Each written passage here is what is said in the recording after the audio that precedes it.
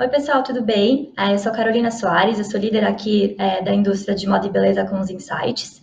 E hoje a gente traz para vocês aqui nesse Google Academy de hoje uma nova narrativa, um novo desdobramento do comportamento do consumidor de moda e beleza que a gente está chamando de Admirável Mundo Novo. Então, começando aqui com vocês, eu queria trazer primeiro essa frase para inspirar um pouquinho nossos momentos juntos aqui, esses próximos minutos que a gente vai ter juntos, e trazer essa frase do Luiz Bravo, que ele fala o seguinte para a gente, que o diretor do marketing do futuro será um terço marqueteiro, um terço tecnológico e um terço ativista, mas acima de tudo 100% preocupado com os outros seres humanos.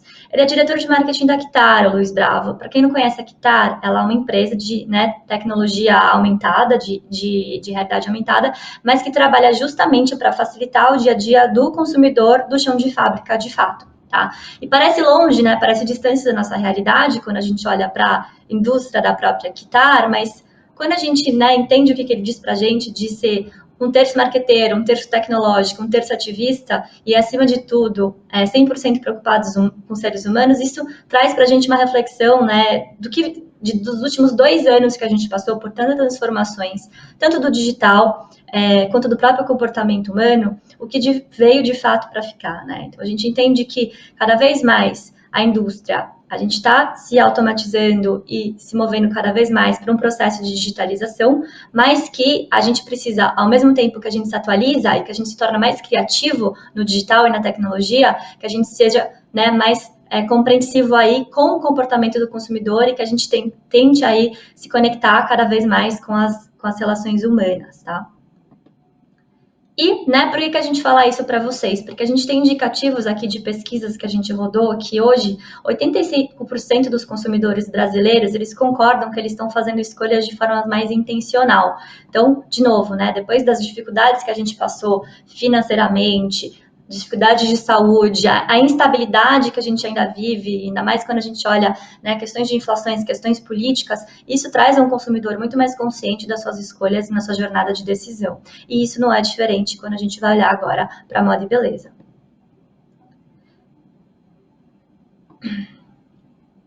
E a partir daí, então, o que a gente entende? Que esse cenário traz para a gente que o que a gente já conhecia antes, as fórmulas que a gente já achava que davam certo, a gente precisa revisitar elas, porque talvez elas não funcionem mais. Então, a gente tem que conseguir entender esse consumidor de fato e se atualizar em tempo real para acompanhar esse novo comportamento. Então, é hora de fazer novas perguntas para a gente ter novas respostas, justamente para a gente conseguir atender a essas novas demandas.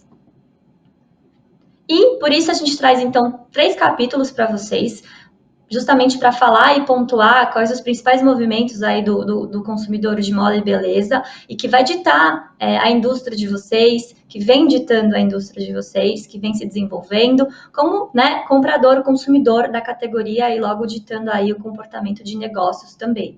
Então, a gente vai falar de nova conveniência, novas dimensões e nova consciência.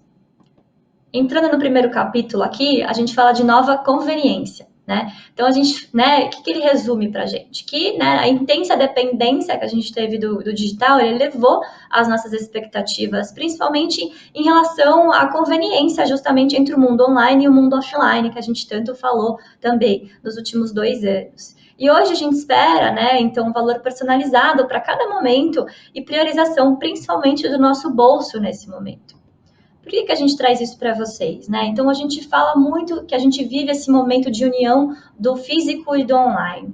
Por quê? Porque a gente tem aí 70% dos brasileiros conectados declarando para a gente que hoje em dia, depois dos 2 anos aí de pandemia que a gente passou, ele vai comprar ou no online ou no offline conforme a conveniência dele. Então, não tem mais uma escolha única certeira. Ele vai transitar de acordo com o que cabe para ele naquele momento. Tá? E quando a gente olha isso para a categoria de moda e beleza, a gente entende que 1 em cada 2 shoppers, cada 2 consumidores da categoria declara comprar tanto no online quanto no offline. Isso aqui são consumidores dos últimos 6 meses da categoria de moda e beleza. Tá? E o interessante é a gente olhar para isso, porque essa escolha de comprar no online, no offline, escolha de canal de compra, ela é permitida justamente pelo poder da experiência, de acordo com os principais critérios de relevância para cada momento único de cada um desses consumidores. Então, ele pode escolher o que ele precisa naquele momento para o bolso dele, no lugar que ele está, de acordo com a conveniência dele. Então, a gente vive um momento que a gente fala da união do físico e do online, né, cada vez mais. Por quê? Porque a gente tem hoje 70% dos brasileiros conectados declarando para a gente que nesse momento pós-pandemia ele prefere comprar tanto no online quanto offline de acordo com a conveniência dele. Então, de acordo com o que é melhor para ele naquele momento, tá? E isso acontece também na categoria de moda e beleza. Quando a gente olha, né, os consumidores da categoria moda e beleza nos últimos 6 meses, eles falam para a gente que um em cada 2 deles declara comprar tanto no online quanto no offline também. E essa escolha ela é justamente permitida pelo poder da experiência e pelo poder do empoderamento do consumidor de escolher, né, os principais critérios de relevância para ele para aquela determinada compra da marca ou do produto de acordo com o que ele prioriza naquele momento. Então, bolso, local de escolha, o canal que ele prefere comprar, que ele tem mais facilidade, que ele está mais acomodado. Então, a gente tem esse momento acontecendo, essa união já muito bem percebida do consumidor no universo de físico e de online. E essa conveniência, ela se desdobra em algumas outras formas, né? Então, na forma de se comunicar é uma delas. Por que a gente fala isso? Porque na busca, o consumidor está cada vez mais mostrando indicativos do que ele quer de fato. Então, a gente tem aqui na hora dele buscar, por exemplo, a questão de preço, a gente tem cada vez mais um crescimento de buscas por belezas relacionadas a preço, barato, melhor preço, sustentando um crescimento acima da média quando a gente considerava 2019, que é o ano que a gente chama de pré-pandêmico, né? Pré-pandemia ali, com mais de 40% de crescimento. Então, a gente vê buscas por parcelamento crescendo, barato crescendo, menor preço, sempre atreladas a alguma busca relacionada também à categoria de beleza. Tá?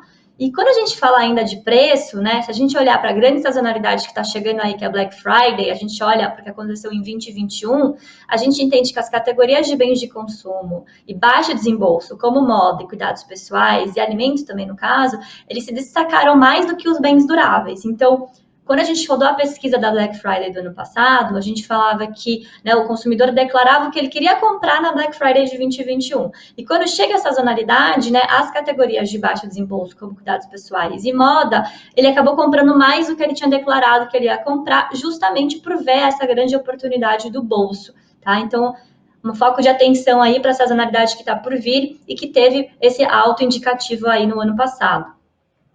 A gente também vê essa conveniência acontecendo na escolha do canal, tá? Então, a gente tem ali 40%, né, dos consumidores da categoria declarando para a gente que a maior vantagem de compra no digital é justamente a possibilidade, né, de encontrar melhores preços e promoções. Então, de dar aquela garimpada quando eu falo, né, encontrar o meu produto certo ou a minha marca certa. E a gente também entende isso no mundo, né, dos aplicativos também. Quando a gente olha para o ecossistema de apps, a gente entende através das nossas pesquisas também que esse shopper, esse consumidor, ele, né, prefere comprar no aplicativo ou baixar o aplicativo e ter o aplicativo no celular dele, né, no dispositivo dele, justamente porque ele entende que lá ele consegue ter melhores descontos, promoções e preços melhores ali. E para mais de 56% destes shoppers, esse critério, né, é válido ali quando a gente fala de ecossistema de aplicativo como canal de compra, tá?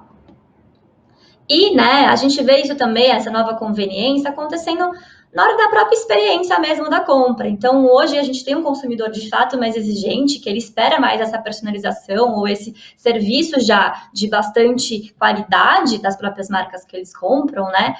Até em detrimento do bolso. Então, se eu gasto, quero ter um benefício, quero ter uma boa experiência. E a gente tem ali 1/4 dos shoppers declarando pra gente que prioriza o canal de compra onde ele sabe que ele vai encontrar o seu produto no estoque, né? Então, já tem tanta coisa difícil, né? Então, na hora que eu for comprar, eu não quero ter uma frustração que eu vá até a loja física ou que eu entre e faça uma compra no site e eu não receba aquilo em detrimento de um estoque. Então, hoje eu priorizo quando eu sei que eu vou poder receber esse produto no conforto da minha casa ou vou poder ir até a loja física, eu sei que esse produto vai estar lá. Tá?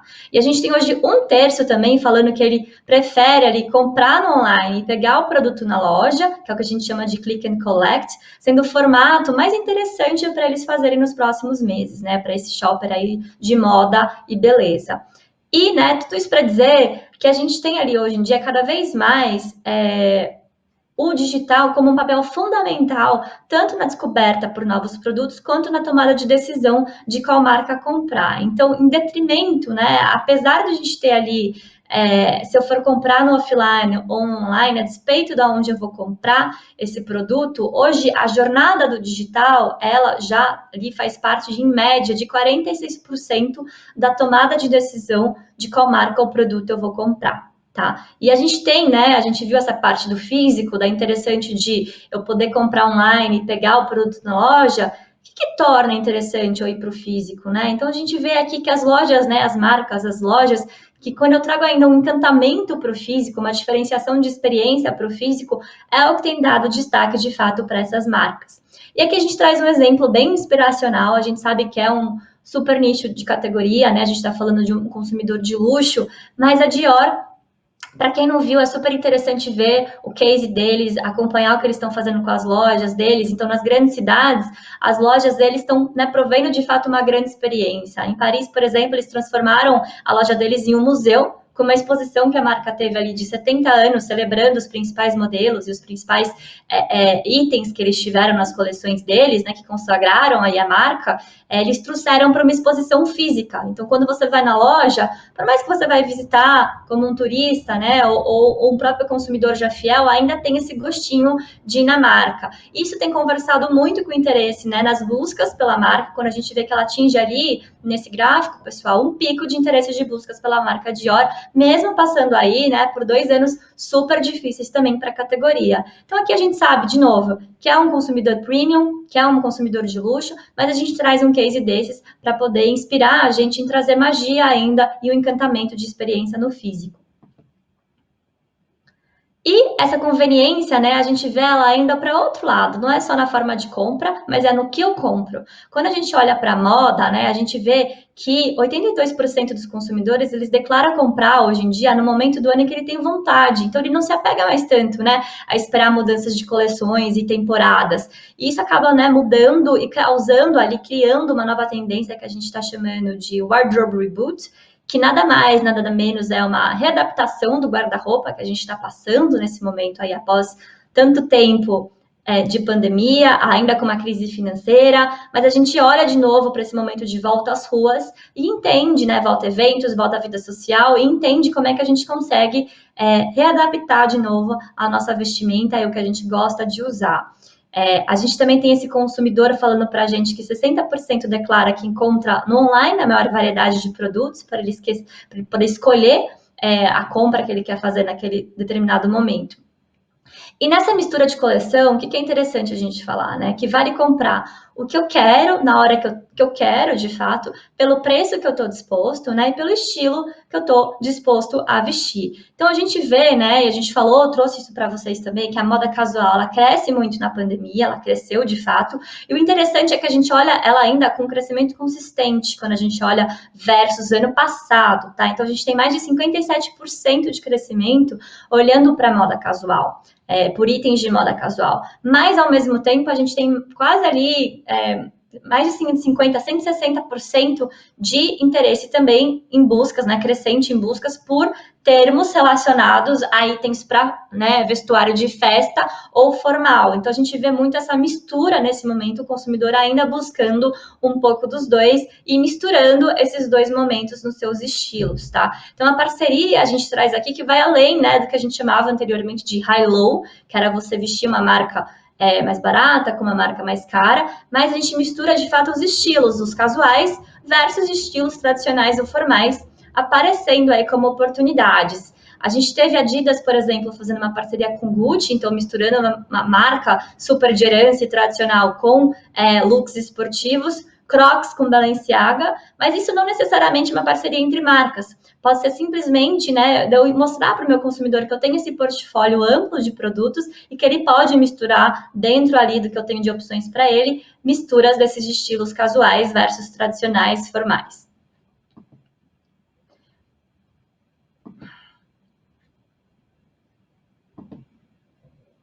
E a gente tem também essa nova conveniência aparecendo de duas outras formas, né? O que a gente está chamando de resizing, que é a mudança de tamanho, e liberdade. Por que a mudança de tamanho, né? A gente entende aqui, através de algumas pesquisas também, que o redimensionamento, eles, né, mudaram alguns padrões ali que a gente tem visto de vestimenta. Nos Estados Unidos, por exemplo, 40% das mulheres e 35% dos homens têm um tamanho diferente do que eles tinham em 2019, antes da pandemia.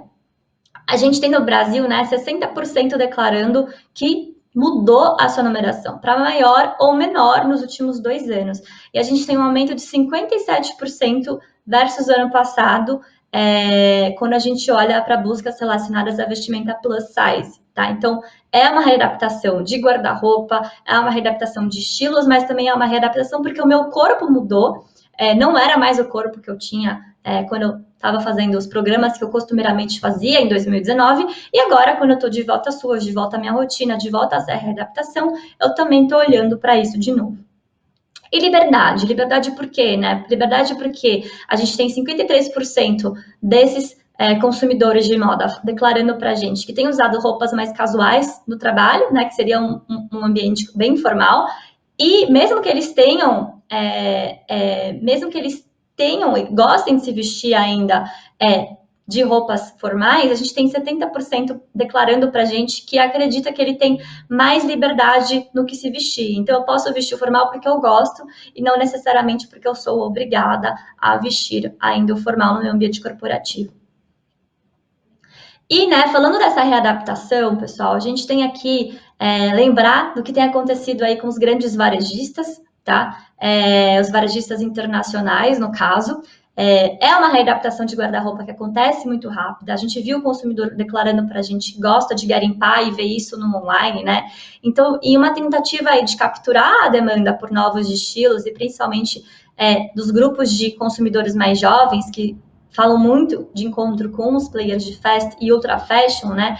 Isso está aumentando o giro do estoque nos produtos, tá? Então, a gente traz um exemplo aqui de Shein, que apresenta consistentemente aí mais de 6 mil novos produtos por dia e unidades limitadas, tá? E com designs ali informados por dados do clientes. Então, eles têm ali uma adaptação muito rápida desses novos produtos que podem entrar, desse giro que pode acontecer nessa adaptação do guarda-roupa do consumidor que a gente está vendo agora nessa nova conveniência, tá? E o que isso tem falado, né? A gente tem que ficar de olho ainda, esses varejistas internacionais tem muitas questões e assuntos acontecendo com eles, então a gente fala de taxação, a gente fala de um tempo de frete maior, mas de fato o que a gente tem percebido é o seguinte, essas marcas como o Shein se consolidando ali como especialista de moda para esses consumidores, porque aqui a gente olha, né, para os nossos varejistas tradicionais, e quando a gente olha para a Shein, que é esse que mais sobe aqui rapidinho, o roxinho, se vocês conseguirem ver, ele dispara, né, na frente ali dos outros varejistas em interesses de buscas. Então, é uma conversa para a gente ficar de olho, para a gente continuar se informando nos próximos meses. E o que isso significa para a gente, né? Fechando aqui esse primeiro capítulo. Que experiência-chave, então, da gente lembrar de possibilitar e empoderar o nosso consumidor das suas escolhas de compra, né? Por meio das suas experiências contínuas ali no on e no offline, e que vai de encontro com a conveniência dele naquele momento. E da mudança de guarda-roupa, que é o que a gente chama de wardrobe reboot, mostrando ao consumidor que eu posso atender sim as necessidades dele, essas necessidades específicas, e que ele, né, para cada consumidor é individual daquele momento dele, mas que eu posso, dentro do meu portfólio ou de parcerias que eu queira fazer, olhar para esse momento de readaptação e indicar melhores possibilidades para ele. E aqui a gente entra no nosso segundo capítulo, que a gente chama de novas dimensões.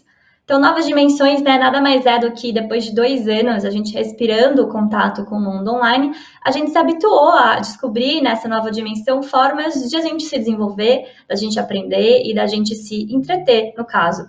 E hoje, mais do que nunca, o vídeo ele desempenha, de fato, esse papel fundamental no nosso consumo de conteúdo. Então, por que a gente fala isso, né? Nos últimos anos, mais do que nunca, a gente se tornou confortável em olhar para esses novos conteúdos. E vídeo hoje é quase como a gente fala aqui, que é quase como respirar, né? Vídeo é energia, a gente nem percebe e a gente está consumindo conteúdo em vídeo de alguma forma ao longo do nosso dia. Um estudo do eMarketer, ele mostra para a gente que em 2024 o consumo de vídeos digitais ele vai ser superior ao tempo assistido de TV nos Estados Unidos. E a gente já vê, né, essa movimentação indo para a categoria de moda e beleza, e no Brasil isso não sendo diferente. Para os consumidores de moda e beleza, 74% declara ter aumentado o seu consumo de conteúdo sobre a categoria nos últimos 2 anos. E esse número ele é ainda mais expressivo quando a gente fala da geração Z, com 82%. Por que é importante a gente falar de vídeo, né? Porque o consumidor de moda e beleza, né? O consumidor de conteúdo de vídeo de moda e beleza, ele já percebe que consumir conteúdo de vídeo tem benefícios para ele na jornada dele como um todo, tá? Tem benefícios para quê? Tem benefícios de compra, porque ajuda, né, eu decidir qual marca ou qual produto comprar. Tem profundidade com conteúdos mais explicativos, e tem ali uma forma de eu conseguir entender mais sobre aquele assunto, e tem qualidade porque hoje, né, é muito importante para esse consumidor, né, como a gente falou, que está nesse momento da nova conveniência, está no momento de readaptação, está no momento ainda quando a gente olha de crises, de inconsistências econômicas, inconsistências políticas. Então, eu confiar na informação que eu estou recebendo é cada vez mais importante. Então, o consumo de conteúdo de vídeo, junto com a possibilidade de me ajudar a decidir o momento da minha compra, em ter profundidade sobre aquilo, ele também me traz qualidade para eu conseguir formar essa decisão na minha jornada.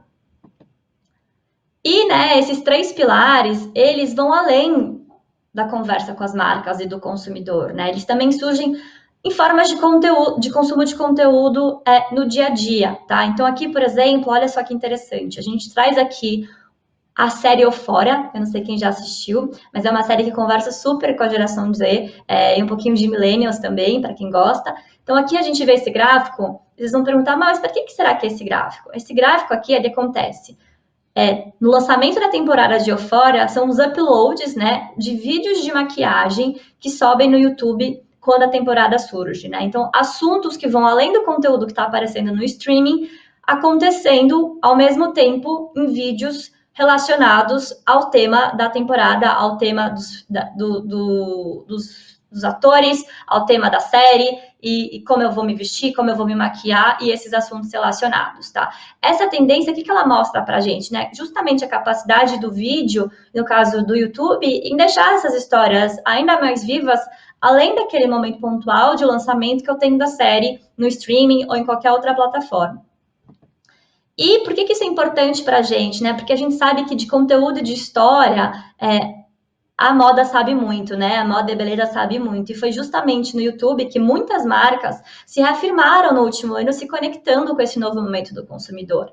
Então, aqui a gente traz alguns exemplos para vocês. A gente tem Balenciaga tentando fazer a gente se reconectar aí com ídolos de infância. Então, eles fizeram um episódio de The Simpsons com mais de 9 milhões de visualizações em outubro do ano passado, justamente aí fazendo a gente se conectar com ídolos de toda uma geração, e trazendo esse momento de nostalgia para a gente também junto com a marca. A gente tem Gucci abrindo o YouTube também, em outubro do ano passado também, com a celebração do centenário deles, juntando, né, moda, música e os anos 70 aí com grandes ícones revivendo esses momentos com a gente. O que mostra isso, né? Que essas marcas elas estão atentas a se reinventar. Então, pensa que são marcas que são muito estruturadas em termos de herança, são marcas, né, historicamente construídas aí e que se reinventam agora no novo consumidor, numa nova geração, e buscam se aproximar dessa geração mais nova, ousando, né, para esse lado. E a gente tem também elas conversando com a gente, não necessariamente só sobre moda, mas transcendendo assuntos, que foi o que a gente viu que acontece com a Euphoria. Então, super importante a gente estar atento ao consumo de vídeo como um todo e como a gente abraça esse consumidor em todos os momentos e até traz um lado de mais entretenimento para eles nesse momento da indústria.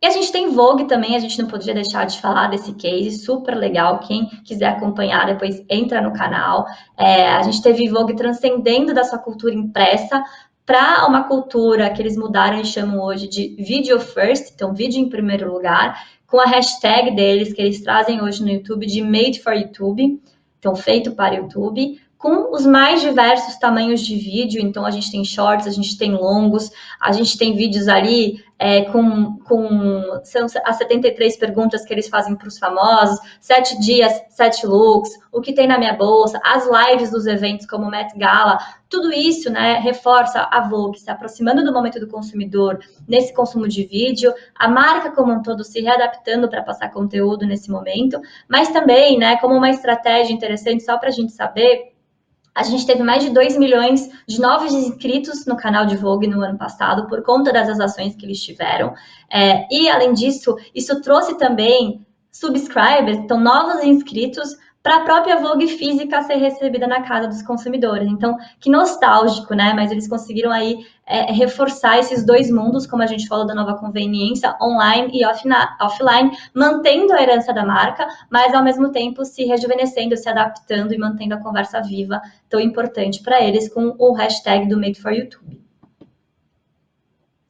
E, né, quando a gente fala de novas dimensões, a gente não podia terminar o nosso capítulo sem falar de gaming.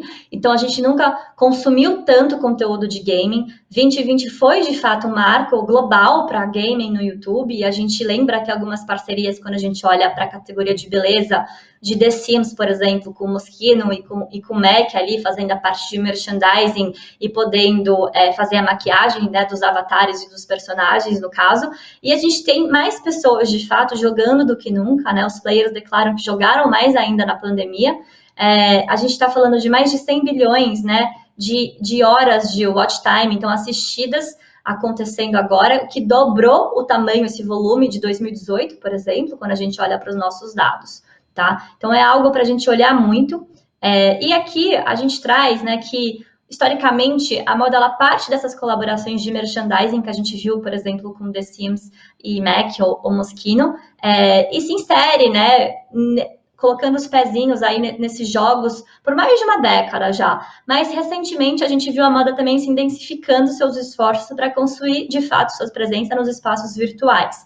Então aqui é mais uma linha do tempo que a gente olha desde março de 2019 e já começa a entender algumas marcas que têm feito colaborações ali com espaços virtuais para começar a aprender, para começar a digerir, para começar a coletar dados, para começar a entender o consumidor, e essa movimentação que é trabalhar com espaços virtuais e usar um pouco dentro disso. Então, a gente tem Nike fazendo isso, a gente tem, né, as grandes marcas de luxo, como Louis Vuitton, Burberry também, mas tem Vans também aparecendo. Então, a gente tem ali diversas categorias, tanto de esporte, quanto, né, o mercado mais premium já usando dentro disso.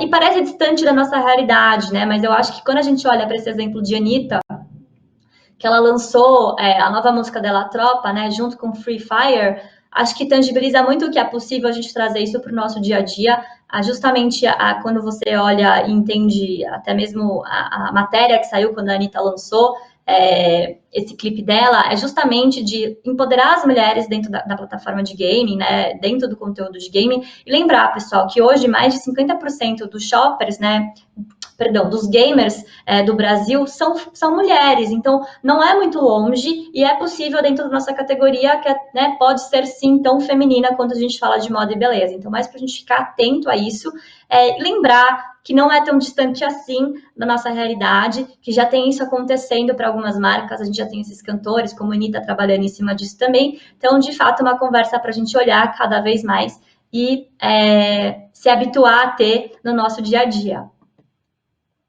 Então, né, o que isso significa para a gente, para tirar de lição aqui desse segundo capítulo? A gente fala de respirar vídeo, então nesse universo que a gente tem hoje de video-centric, de suportar e testar com o consumidor conteúdos que permeiam a jornada como um todo, como a gente viu acontecendo desde Euphoria, com Vogue, com Gucci, com Balenciaga, e ajudar nessa continuação e aprofundamento de conversa, né? Que é importante a gente estar no ecossistema de consumo de conteúdo de vídeo como um todo e não só pontualmente, porque é ali que o nosso consumidor está aprendendo, está consumindo conteúdo. E agora a gente entra no nosso último capítulo, que a gente fala de nova consciência. Então, a gente tem aqui que nos últimos 2 anos, né, entre todas as mudanças de saúde socioeconômicas que a gente passou e que transformaram, de fato, a nossa forma de ser e consumir, se estabelece aí um consumidor de moda e beleza mais consciente do que nunca. Então, a conversa que era nicho para muitos, ela passa a ser um pilar fundamental quando a gente trata o nosso cenário atual, pós-pandêmico aí, que a gente vive. Então, a gente tem nesse momento, né, o desejo de se reabrasileirar. A gente tem saindo do Brasil estereotipado, os consumidores pedindo isso, a indústria olhando para essa movimentação, e a gente entrando para um país mais diverso, cada vez mais. E hoje, né, mais do que nunca, principalmente o pessoal que está assistindo aqui, que é de beleza, lembrar o que é identidade para a gente quando a gente fala categoria, né? Então, cabelo é identidade. Lembrar que uma em cada duas buscas de beleza, hoje no Brasil, são, né, buscas relacionadas à categoria de cabelos, de cuidado com cabelos. Mas a gente tem que estar atento também, porque apesar de todo o esforço que a gente tem visto da indústria, que a gente tem conversado e feito essa movimentação grande, hoje a gente tem ali, né, que mulheres pretas no Brasil, por exemplo, se sentem 92% mais pressionadas a mudar o seu cabelo para se encaixar no ambiente corporativo, por exemplo.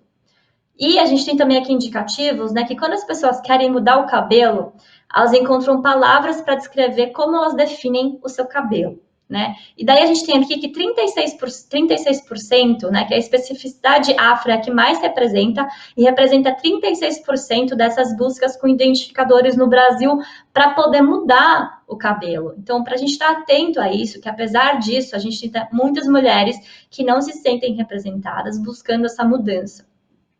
E também é importante a gente olhar, né, porque de fato aconteceu com a gente quando a gente fala de saúde. Então, a gente tem hoje 25% dos pacientes com Covid, que dão ali, em média, 4 milhões de brasileiros, sofrendo queda de queda de cabelo, né, após o Covid, e ainda lidando e tentando enfrentar essa questão, né, como uma sequela da doença. Então, não é só sobre falar de um cabelo bonito, falar de um cabelo, né? O que é um cabelo bonito, se é um cabelo cheio ou um cabelo saudável, mas lembrar que tem muita gente ainda enfrentando esse problema.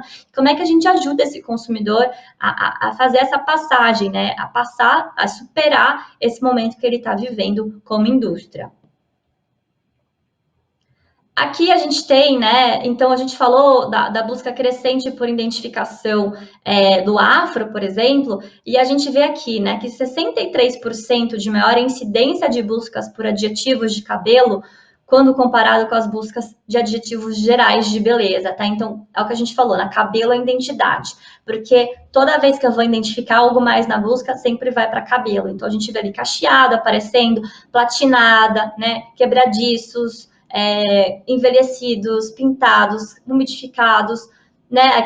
Aqui embaixo a gente tem mais a qualidade, né? O estilo do cabelo, talvez, mas mais para cima muito essa questão da idade, quando a gente vê aqui o platinados e cabelos velhos, por exemplo, e os cacheados, que vai de encontro com o slide anterior que a gente falou do afro também. E a gente tem também esse consumidor cada vez mais procurando pelo para, né? Como a gente falou também. Então, mais do que nunca, os consumidores mostram esses sinais que estão mais exigentes para soluções customizadas, porque a gente vê buscas como para mim crescer mais de 40% dentro da categoria esse ano, ano de 2021, ano 2 de pandemia versus ano 1 de pandemia 2020, tá?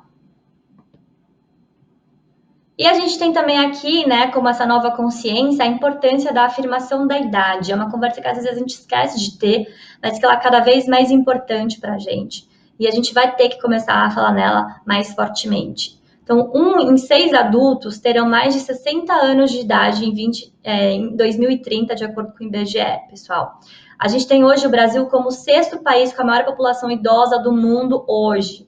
E 16% da renda dos brasileiros em 2023 será concentrada na população sênior. A gente está em 2022, a gente está falando de 2023. Então, olha como está perto isso para a gente. A gente tem que, de fato, abraçar essa causa, porque a gente tem 35% dos consumidores idosos brasileiros falando para a gente ainda que eles também gostariam de ver mais produtos ou serviços sendo projetados para eles. Então, eles também não se sentem, né, representados dentro dessa indústria como um todo. E, né, a gente tem a consciência, a gente falou muito da questão estética, da questão, né, de cabelos, da questão do idoso agora, a gente tem a consciência indo também além da estética. Então, quando a gente começa a falar aqui de economia circular, tá? Então, a gente tem 51% dos shoppers da categoria de moda e beleza que acreditam pra gente que a pandemia foi um influente, né, de desenvolvimento dessa consciência quando se fala de economia circular. 44% deles declara para a gente ter comprado os itens usados nos últimos 6 meses, de conhecidos, de brechó, de bazar, peças vintage de alguma marca, por exemplo. E por que isso é importante, né? Porque a gente tem um mercado aí, espera-se que o mercado de roupas e acessórios de segunda mão dobre para mais de 77 bilhões de dólares nos próximos 5 anos. Isso é um dado do Resale Report, da TradeUp, quem quiser depois dar uma olhadinha. Mas, né, o que isso significa? Ele cresce 11 vezes mais rápido do que o setor de varejo em geral, até 2025. E quando a gente olha para a pesquisa que a gente rodou com os consumidores da categoria, a gente tem, né, que, de acordo com ela, para esse shopper de moda e beleza, ele também declara que ele vai continuar comprando mais nos próximos meses aqui, tá? A gente tem 76% planeja aumentar seus gastos com produtos de segunda mão nos próximos 5 anos. Então, a parcimônia que a gente tanto falou, né, na pandemia, ela torna-se um novo hábito pandêmico que ela deve permanecer. A gente tem 33 milhões de consumidores de vestuários de segunda mão que compraram vestuários de segunda mão pela primeira vez em 2020. E aqui, né, a gente tem já algumas marcas olhando para isso. Então, aqui sempre a gente traz alguns exemplos para vocês. Não sei quem viu, mas o Cidade Jardim, o CJ Fashion aqui em São Paulo, ele tem hoje no site deles uma divisão ali só para as peças vintage, e daí vai de acordo com o posicionamento de cada marca. No caso do CJ Fashion, eles falam que, né, ser sustentável é ser legal. Ser sustentável, a despeito do preço que eu estou pagando, é mais legal, é mais interessante, porque eu sou um consumidor mais consciente. Mas a gente tem também isso para, né, a indústria como um todo acontecendo. Então, a gente tem a Renner ali em parceria com a Repassa, a gente tem Riachuelo com a Clorent, a gente tem H&M. Quando você entra no site da H&M hoje em dia, tem toda uma descrição sobre a linha de produção deles, sobre os fios que eles usam nos produtos, sobre tudo que eles estão fazendo com ações de sustentabilidade, tá? E a gente sabe, né, que na busca, né, o que acontece? A gente entende que essa consciência, ela se traduz ou por uma questão econômica, até mesmo que a gente viu lá na frente da nova conveniência, ou por uma questão ambiental também acontecendo. Então, a gente teve ali, né, versus o ano passado, mais de 30% de crescimento em relação às buscas por moda circular, mas mais de 500%, quase 600% de crescimento quando a gente olha o trimestre 1 desse ano versus 2019, quando o assunto é moda circular. Então, isso mostra de fato que a pandemia trouxe muita consciência e muito interesse sobre o tema. E quando a gente olha para a beleza, por exemplo, a gente vê isso acontecendo com refil, tá? Então, as pessoas comprando cada vez mais e tendo interesse em buscas por produtos relacionados a refil. Então, eu já tenho o meu produto mãe, né? Eu preciso simplesmente repor ele e eu vou atrás dessas opções hoje em dia, que eu sei que já tem marcas aí trabalhando também para trazer esse tipo de produto como uma oferta dentro da indústria. Então, a gente falou aqui, né, de nova conveniência, então o poder da experiência com o Wardrobe Reboot. A gente falou de novas dimensões de Respirando Vídeo. E a gente falou de nova consciência, que é o feito para todos, e sustentabilidade agora, como a gente viu, sobre a moda circular e também sobre o interesse de buscas crescente do próprio consumidor. E a gente queria deixar, né, eu queria deixar essa nossa apresentação com vocês, falando, trazendo esse para inspirar a gente. Eu não sei quem viu esse desfile do Valentino de alta costura que aconteceu esse ano. Ele uniu aí todos os nossos 3 pontos, né? Então, foi uma live, mas aconteceu ao vivo em Roma, esse desfile que foi transmitido. Hoje essa live tem mais de 1 milhão de visualizações. Eles trouxeram uma diversidade imensa de modelos, né? De todos os tamanhos, de todas as cores. Trouxeram uma readaptação do guarda-roupa no sentido de trazer ícones super tradicionais da marca, só que eles readaptaram com a tecnologia nos tecidos hoje em dia, então com brilhos, com laços, com 3D, e essa forma de atualização para a tecnologia na indústria dentro da vestimenta. E, né, ele fala uma frase, o Pier Paolo Piccioli, ele fala uma frase que eu acho que a gente tem que ter muito em mente hoje para nossa categoria e para entender esse novo consumidor, que é a seguinte, né, que o poder da beleza permite imaginar um futuro onde as pessoas, que são um valor intrínseco da nossa humanidade, estejam no centro de tudo. Que beleza é resiliência, como esse fim coincidem, naquele momento em que a sequência ordenada do tempo se rompe e algo novo existe, respira e vive. Esse é o começo, esses somos nós. Então, né, para a gente lembrar desse nosso novo começo, desse nosso admirável mundo novo, desse nosso novo consumidor, que a gente precisa lembrar que, antes de tudo, a gente tem que ter conexões humanas com ele para poder entender e diagnosticar o que ele de fato precisa e oferecer como indústria para ele também uma opção aí de portfólio de produtos e de marcas. É isso, pessoal. Muito obrigada. Espero que vocês tenham gostado. Foi um prazer estar com vocês hoje aqui nesse Google Academy. Obrigada. E a gente tem uma pesquisa aí de satisfação, se vocês puderem responder, ela vai aparecer para vocês. A gente fica muito feliz com o feedback de vocês. Obrigadão.